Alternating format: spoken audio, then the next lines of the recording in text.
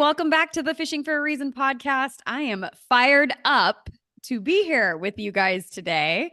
And if you are watching on YouTube, you may see someone who looks kind of like me.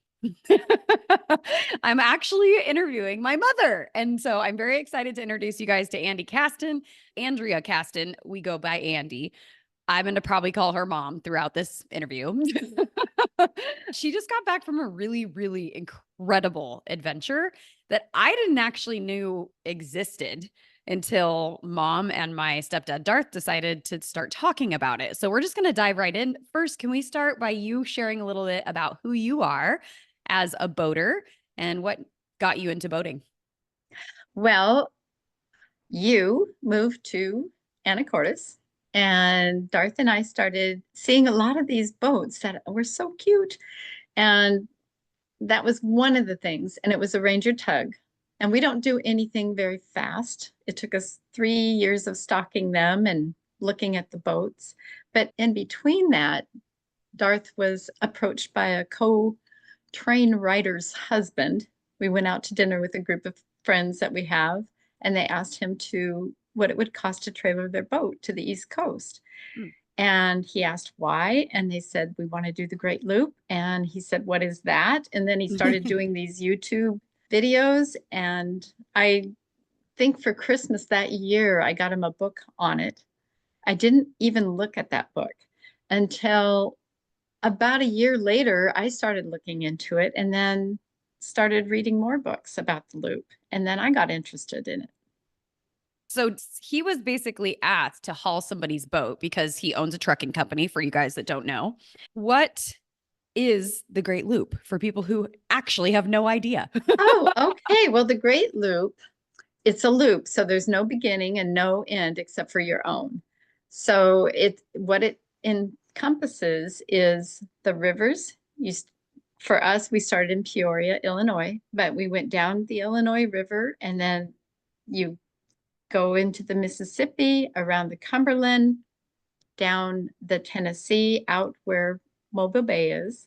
Then you go all the way around Florida, and you may go through Florida because there is a passageway, but we chose to go around to the Keys and then up the East Coast. And this might seem scary, but there's an intercoastal waterway. So you're in protected water. There are a few times you have to go outside of it to get to New York. And then you go up. You could either go into Canada directly there, or as we did, we chose to go through the Erie Canal, and it came out at Lake Ontario. We went into Thousand Islands. We went up to Canada, Georgian Bay. It goes around and then down the Lake Michigan, and back to the Illinois River. So it's a true loop, but there's variations of it. There's a lot of side trips. And you did this all by boat. And we did it all by boat. Consecutively, or what period of time did you actually do this trip? Okay, well, we started last year in September, and we did it consecutively except for 2 trips home. We came home during Christmas time, and then we came home again in the spring. But for us to do it consecutively was important because we have a trailerable boat, and it would have been difficult to go back and forth. We could have moored it somewhere, but we chose not to. But there are people that live there and they can just do it. There's people that do it in 6 years because they can just go home, and their boats are much bigger than ours.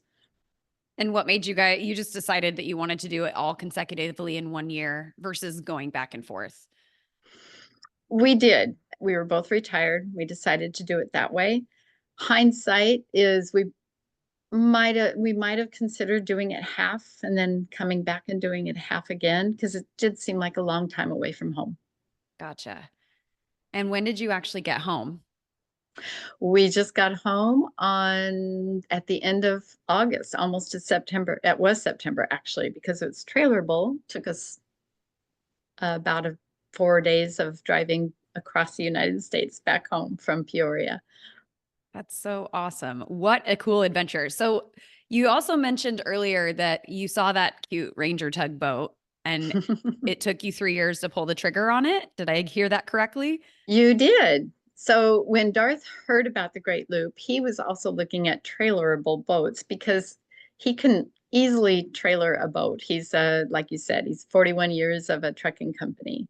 And he preferred us to have some practice on our boat here in Washington State before we actually went, cross country to do the loop. And the boat wasn't just solely purchased for the loop. There's a lot of boating opportunities in the San Juan Islands, up to Canada. So we wanted it to be our boat. A lot of people on the loop will buy a boat on the loop, do the loop, sell the boat, but that's just not the way we are. Gotcha. And so when you bought the boat, how much boating experience did you have before? Because to go from, I think I want a boat to, I'm going to do a great loop for a year on a boat is a big gap. And I think It is that's a so big cool. gap. Like share So that journey for you. Okay, I grew up with as a boating family. We had ski boats. So I felt like I was a professional boater because from 8 years old on, we had, a 16-foot and then a big 19-foot boats. And we were weekend boaters. Our family did 2-week vacations on Priest Lake, Idaho, which is a fairly big lake. So I really felt like I had the experience. It does not compare to boating this way. And then we bought a boat for our family when our family was young, and it was a 16-foot ski boat, very old. And we knew that we would just kind of learn as we go, and we did. We talked to people that had the Ranger tugs, and it was kind of trial by error. Actually, we chartered a 31-foot boat just to see if we could survive a week on the boat together before we bought. And we had a ball. It was up in the San Juan Islands, and we loved it. That was kind of cinched the deal. In fact, right after that, we went to a boat show and basically told them we're ready to buy a boat. That's actually really good advice for somebody who's considering getting into boating.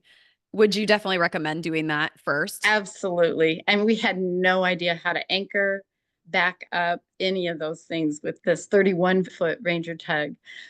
But Darth has a lot of experience, of course, driving a truck. A boat is nothing like a truck. And we've learned that right away. But adapting is kind of who he is. And yeah, we did okay. So when you decided to buy the boat, did you actually get a 31 Ranger? No, because at the boat show, we went on a 29-foot and we liked the light that the 29 gives. It also has 2 seats at the helm, and which is nice. At the 31, it was just 1 seat at the helm and the 2-seaters across the way there. We just like the layout better. I'll say it that way. And it wasn't so much that, it's 2 feet shorter, but it was really the layout. We wanted a command bridge because we did meet some people that they had the command bridge and it just looked like fun. So now that you have that boat, you've done the loop. In hindsight, what do you love that boat for the loop? Would you recommend other boaters considering this trip to look at the 29? You'd have to, we were considered a baby boat. So we didn't have like a couch to sit on or anything like that. So it really depends on the person. There were pros and cons. Our pros were we could get into any marina because we're little. It was cheaper because it was smaller. What else? It was easy to handle. A lot of the boats have the dual engines, and that means dual oil changes, etc. So there were things that were good about it. But the creature comforts, we didn't have room for visitors unless they want to sleep in a cave, like Jamie. Like we did. And it was a blast. We totally enjoyed it. But truly, could you do that more than the time that you were there? It was tight. So just to give you guys context, Scott and I did end up flying out to, where do we meet you at initially? It was along the Erie Canal. And we were with you on the boat only a few days. We actually had a unique circumstance that ended up putting us on a different boat very quickly. And the boat we ended up on that we were moving for somebody, We were going a different direction. Actually, the direction we had come, it was big, much bigger. It was a 41. So going Yes. from the 29 to the 41, honestly, in the same trip, I could see the benefits of having that larger boat, but also the benefits of having the smaller Ranger tug, especially if it's just two people and you're not having guests. So Yeah. I think if you are going to have guests, though, having the bigger boat was kind of nice. Yes, it was for everyone. But truly, for the loop for us, we weren't going to be having visitors. We knew that. We knew that going in. We knew if anyone, it was going to be you. And you and Scott are the easiest boat guests ever. I'll just say that. Very accommodating. So, do you know over what period of time, how many days you guys spent cruising? Oh boy, Jamie. I would say close. Well, gosh, now I'm going to guess. In fact, that is something I'm working on. I did a blog, and the final blog is going to be the statistics. I don't have that answer If you were to right guess, offhand. like percentage wise, how many days would you say you cruised versus played around? Or is it totally random I would say 80, 85% of of cruising. cruising? Okay. We didn't stay a lot of places unless we had to because of weather or something like that. I think the maximum to have some fun in a town was 2 to 3 days. Okay. And like, what was that experience like when you'd stop and find a town? Did you just kind of town hop? Did you have a plan you were doing each day? How did the journey unfold compared to all of your planning?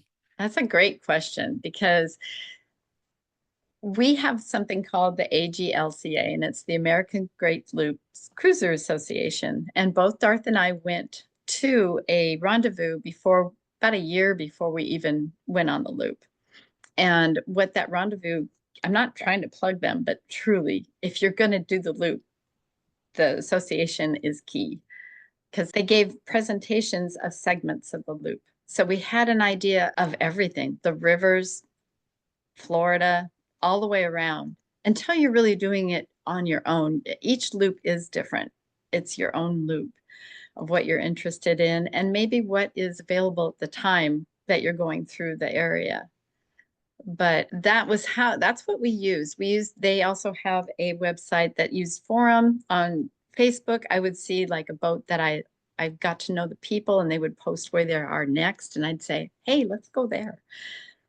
Oh, so there's like So, a Loop Facebook community also? oh yeah, there's three of them. Oh, cool. We'll make sure to link all that in the show notes for people to go and check out. So Yeah. did you check out all these resources well in advance of ever leaving, including the Facebook groups? Not on the Facebook groups, pretty much not at all. But the AGLCA forum where people have questions and answers, and then also going to the website, the rendezvous, I was going to say. And also there was a couple that did YouTube videos for their whole loop. They were a young couple, and that was a great resource as well. That's a good one to link to. What's it called? Show and Joe. Okay, They Show and were they Joe. were yeah, they were on the pivot and they are just a delightful couple that did the loop and they did all kinds of videos and they were really helpful. That is awesome. Yes. Yeah, it's amazing how when you share your experience, it is likely something that could inspire somebody else to create their experience. Which is why I'm so grateful you're on this podcast right now because I had never heard of the Great Loop. And to watch you guys go from, I don't know if we want to do this boating thing, to buying a boat, going and playing around in the San Juan Islands, learning to become pretty proficient boaters quickly, and then hauling across the country to unknown waters and like living on it when you're newly retired. So it's just such a cool transformation. And I'd love to know from your perspective what advice you would give to somebody who's like, oh, this great loop thing. What advice would you give somebody that's testing the waters? No pun intended.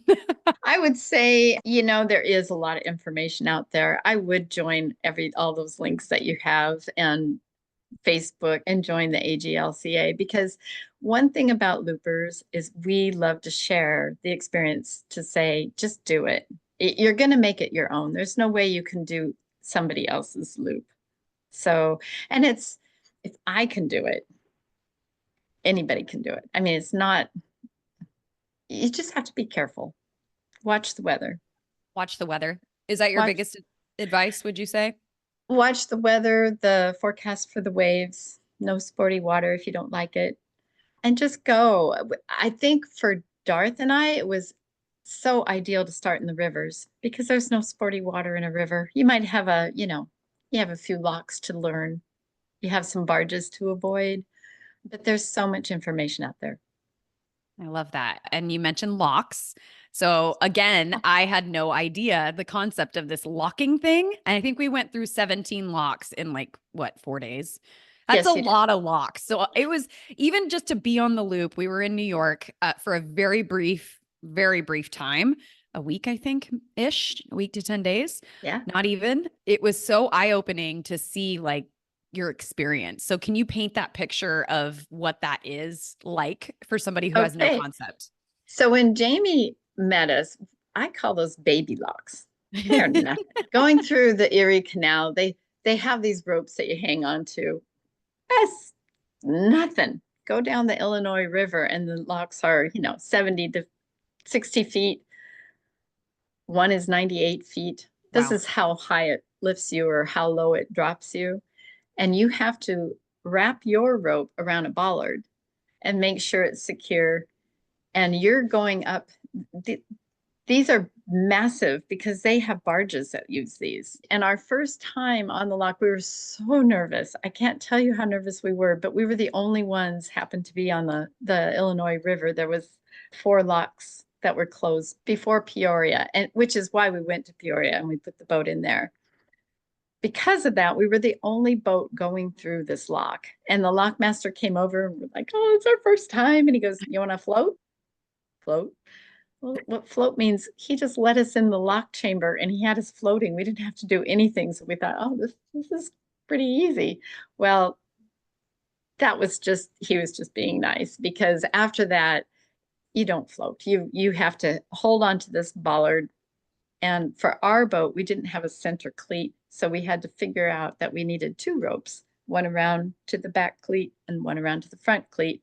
I would wrap around to the back, let Darth know it's that I have it because I would just loosely cleat it. He would come back to the back of the boat while I had to scoot up to the front of the boat and then wrap the other rope around the bollard so that when the boat was in the lock, it had a center point, pivot point. And, the first couple was kind of nerve wracking. And then that's all it takes. Then you feel like you're professional lock masters. Did you have anything unexpected happen on your trip that was a little more uncomfortable than you wanted it to be?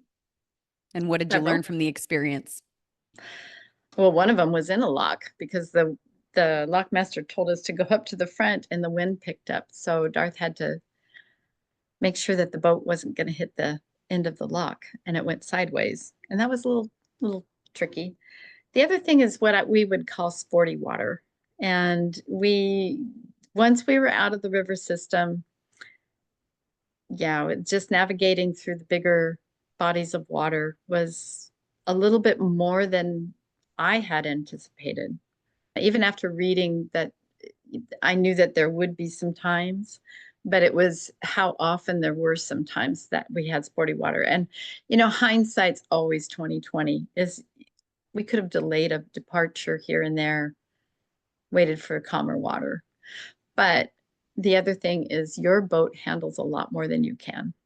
And that was what the advice we received over and over again. It was so true. For us, being the smaller boat, the waves coming on the beam, I would consider that a no-go. Mm-hmm. Versus a larger boat could handle a little bit more of the bouncing back and forth.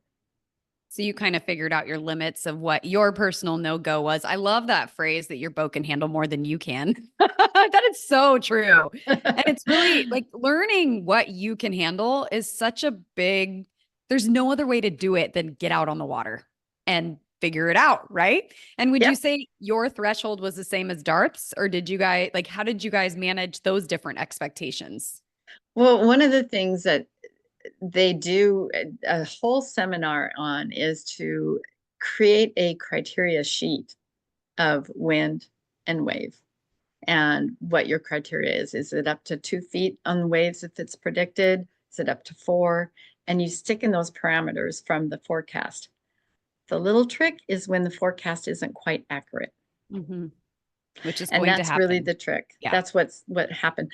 We were pretty even. We had only one time that my half of the boat did not want to go, and his half did. His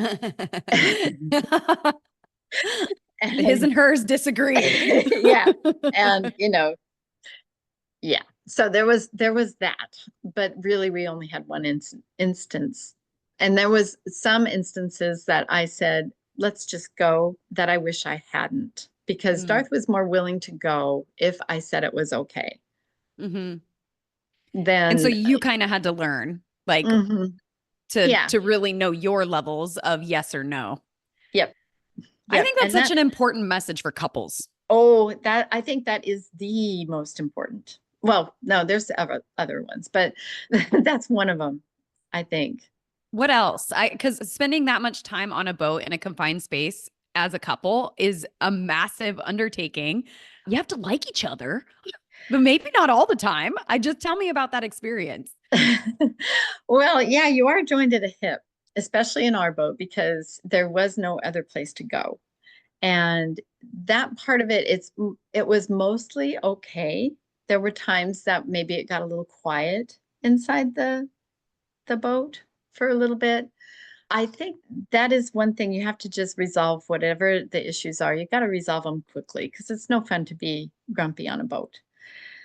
But the other thing is, I have a hard time taking a lot of commands. It's how we talk to each other was another one. It's, Darth could see what needed to be done before I could, or else he thought he could in times that I knew what to do. Maybe it would take me a little bit longer to do the ropes or tie it a certain way, but I knew I would get there. And so taking the commands was hard for me. I would say that was something that we had our communication of how to say it. So, what advice would you give a couple that it's so funny? I just got back from a very long, extensive trip as well, which we're going to do a podcast that you guys will hear about. And we just learning how to manage the dynamics of a small group for a long, extended period of time. Communication is massive. And Mhm. so, in hindsight, like you said, what advice would you give somebody who's new thinking, oh, we got this? Like our Oh. communication's awesome. What advice would you give them to set themselves up for success for that trip? One thing we did do when we came home at Christmas time is we invested in what they call these marriage savers. And it's a walkie-talkie system that we didn't have for the first part of the loop. And so you're like, I'm way out in the front putting the anchor down, and he's saying something. And I'm like, what? I can't hear you. And then it's like, I can't hear you. And it could get a little dicey. But once we have these things, these little marriage savers, quietly speaking was key. Respecting, are you going to say what that person wants to hear in a nice way, or are you going to bark at them? Barking is not good.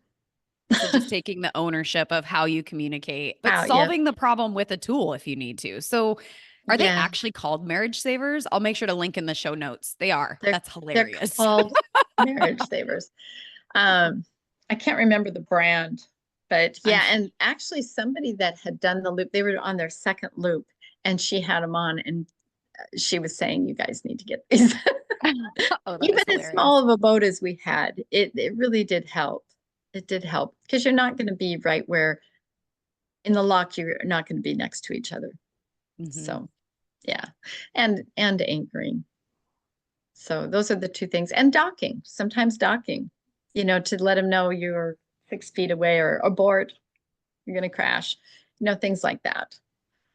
And have that So communication easily and readily available. Yeah, because honestly, a 29-foot boat, I wouldn't think you would need those headsets. So that's really good advice for somebody that's considering doing this. Just invest in them in yeah. advance. You did mention docking and anchoring. What was your preference? What did you guys usually do? Yeah, tell us a little bit about that. Okay, you always think you're going to anchor more just because it looks like fun, it saves money. But on this boat, we had a very small shower, and it was very hot a lot of the times of the loop. So showering at a marina or a state park shower really, really was key. And also, you're meeting other loopers, and it's kind of like a little party when you dock and you're seeing somebody that you hadn't seen for maybe 2 months or something like that, or you're going to meet people for the first time. All of that was kind of fun in a marina. Another thing I didn't mention was the Nebo app. There's Mm, a, yeah, that's key. That's an app that you can see it, whoever is on the Nebo app for the AGLC. I keep plugging them and I don't mean to, but we all have a little flag that identifies you as a looper. And you can see, like I would see somebody is, if they're gold, that means they've gone around twice. If the burgee, the little flag on the looper mhm. thing is white, it means it's your first time around. And then there's a platinum one, which means multiple.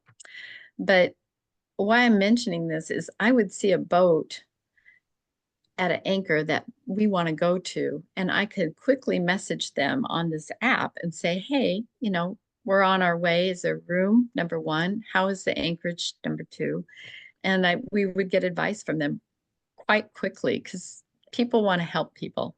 Mm. Otherwise, why would you even be on this app? So, or we'd see, hey, I see you're getting close. We're going to wait for you. Will you make it next, in the next couple of days? That's So, awesome. And it's funny, I actually downloaded the app while we were there as well. I had never heard of it. We've been in the boating industry, we do it all over, and I have never heard of Nebo, but it was a really neat app for communicating. And I believe we even did meet up with some people because of we that did. app that we would not have seen otherwise. So, can you give us a little bit of the experience of the people you meet out on this loop and how I that has impacted you? Oh, it has. We're going to be lifelong friends. We have some folks that started the loop and stopped the loop, but we're still texting each other because, it just didn't work out for them. And that's another thing about the loop. It is not for everybody. I mean, if you find that it's too much work or your experience is just not going to grow or you have mobility issues, there are some reasons to stop the loop for safety reasons. Another had, parents that needed their help, things like that. So back to how we used it is this lovely couple. We met them when we did the crossing What's the up at, crossing? oh, the crossing. Okay. So if you look at the map, the panhandle of Florida, Mm, to get across the Gulf, you could either go all the way down to Clearwater, or you could do what they call the Big Bend. And for those that are watching the news right now, you can see that Helene, the hurricane, just hit Big Bend in a big way. And that is the way we chose to go. And it is heartbreaking to see where we stayed has been severely hit by the hurricane. We chose to go that way because to do the other crossing, you have to go overnight. And there yeah. was no weather window for it to be a safe crossing for us, for any boat, actually. It wasn't even just because we were a small boat. So back to your question, we met the folks on Current Plan. We all crossed together and then we stopped in Steenhatchee and we met quite a few people in Steenhatchee. And what we did is we called it loop frogging. So I would Loop see them frogging. on Nebo. That's what we call it. I'd see them on Nebo that they were in Clearwater. Hey, how is it there? And they were meeting their son, so they were busy. That's fine. And we didn't meet them again until we were almost going to go to the Florida Keys. And that's quite a ways down. And we let them know that we were going to be there. We told them about a state park they didn't know about. They got reservations there. And we spent probably 3 or 4 days getting to know them. And then we just continued to loop frog with them all the way around to Lake Michigan. That's awesome. Yeah. Have you kept in touch with quite a few different people? Yes, we have, Mm. actually. Especially when you see people cross their wake. Crossing the wake is a big deal Can you in explain loop what that language. means? Because I didn't know until you said it, and I was like, "What is that?" So tell me what crossing the wake means. Well, it's a loop. So when we started in Florida or started in Peoria and ended in Peoria, that means we crossed our wake. So Okay. we completed a whole loop, and the AGLCA will announce that you crossed your wake. But the other way is people will see on Nebo well before you announce it. Hey, congratulations, you guys crossed it, because they knew we were going to Peoria. So that's how that works. Did you guys do anything to celebrate that moment? What was that like for you to cross your wake? Because it's such a big trip and a big milestone. It is a big milestone. People do champagne, they go out to dinner, they have all kinds of things. And we had purchased a bottle of whiskey on one of our side trips to Chattanooga, and we saved it for when we crossed our lake. We couldn't wait to get to Peoria to toast with this wonderful whiskey. Well, it was 98 degrees in Peoria. They were having a heat wave. There was no alcohol, none wanted. We couldn't get enough water in us. And we were going to be pulling the boat out of the water and getting on the road in our air conditioned truck as quickly as we could. So the celebration was high fives, a kiss, taking the photo, and driving home and waiting for Jamie and Scott to drop by so we could actually toast the completion of our great loop and your trail. What are you celebrating? Chattanooga. No, we're celebrating the loop. The loop, the loop, the loop. Right. 1, 2. Woo-hoo! That's good. I still have a whole bunch left. Oh. There's a lot of celebrations to be had, and no one crosses a wake without saying, "We crossed our wake." That's so cool.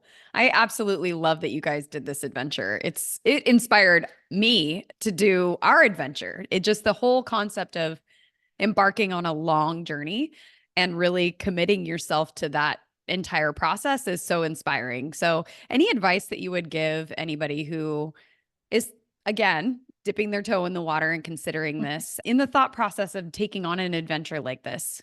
What advice would you give? I would say just do it. You can overplan. We're not going away. We're in the United States. There's stores everywhere. There's Walmarts. There's, Dollar General. They're all your friends. So, just don't overplan, don't overpack. I would say get to know your boat. We did a lot of planning with the rope for anchoring, just that kind of thing, the basics. But yeah, just do it. What were some of your favorite memories or experiences from the trip? The beginning. I've thought really hard on this because that is a question that everybody asks. And I come back to thinking about the awe feeling of we let go of the rope and we darted out into the Illinois River. We'd never been there before. And it was just that excitement of we're really doing this. And there is something new around the corner the whole way. And so to say that there's one location, I can't, because it's a huge body. We did 6,500 miles. So it's hard to pinpoint one thing that stands out. But the other thing that stood out was something that was said at the rendezvous, was the people. And when you hear that, you think, okay, there's nice people. You have no idea. The people are they make it. You don't go into a marina without seeing even people that aren't on the loop. Where are you from? Where are you going? How long have you been on the loop? Where did you start? What do you think? And the conversation just keeps going. So the people and the beginning. I love that. It's such a metaphor for life almost, like not knowing what's around the bend, embracing the joy of the journey, but you have to make that decision to start. And I think that's absolutely awesome that you guys did that. One final question before we sign off here. Explain the difference between the reality of the trip and your expectations before you began. Oh, that's a good question, Jamie. Well, I should prepare. The reality is you can't prepare. You can't you can't prepare enough. You just have to go. The expectations I had was a little bit more of calm waters. Mm. I thought there would be a lot more calm water than there was when we were out there. I don't want to scare anybody though. I didn't have the expectation of meeting as many wonderful people as I did. So I would say that that was different. I knew we would, but I didn't expect quite so much. I didn't expect to like anchoring as much as I did. Mm. That was a joy. You really feel like you're kind of out there on your own. Yeah, I can't think of anything. I never felt afraid as far as a sketchy area. And I was surprised. I was surprised at Chicago. We love Chicago. Mm. Yeah, not ever being there before. It's so funny. Like, we haven't even touched on the history. Like, you Ugh. see so much US history Oh, from a boat. I will say something. We were both surprised on how dumb we are. Oh, We had no idea of some of the history that we learned going down the rivers and going to the battlefields. We had no idea of, we knew about the Civil War, but we didn't know about the Civil War. Not really. yeah. Yeah. Yeah. We learned a lot of history. It's so cool. I love it. Any other final words before we sign off today that you'd like to leave listeners with? I just say, just do it. Just enjoy the journey, embrace it. No matter how little of the loop you can do, just do a little bit.